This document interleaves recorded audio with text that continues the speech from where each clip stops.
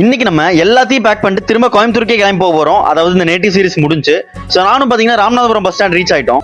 Time கரெக்டாக பார்த்தீங்கன்னா இப்போ 8:25 ஆச்சு. 8:30க்கு ஷார்ப்பாக ஒரு கோயம்புத்தூர் பஸ் இருக்குது. ஸோ நானும் என் தம்பியும் எப்படியாச்சும் ஏறணுன்றக்காக பஸ் வர இடத்துக்கு முன்னாடியே வந்து நின்றுருக்கோம். ஆனால் மற்றவங்க எல்லாம் அந்த சைட் பின்னாடி நின்றுருக்காங்க. என்ன டாஸ்க்னா எங்கள் அப்பா அந்த சைடு நின்றுருக்காங்க, எங்கள் அப்பா அம்மாவும் நானும் என் தம்பியும் டபுள் சீட்டாக 2 பிடிக்க போகிறோம். அதுதான் டாஸ்க் இப்போ எங்களுக்கு. இருந்த கூட்டத்தில் பஸ்ஸும் ஏற முடியல. திடீர்னு ஒருத்தவங்க வந்துட்டு ஏன்ப்பா வீடியோ எடுக்கிறேன்னா கேட்டாங்க. அவங்க வேற ஏதோ நினைச்சிட்டாங்க போல. என்ன வேணும்? என்ன இது? நான் சும்மா யூடியூப் சேனல் இருக்கு, வீடியோ வேற எது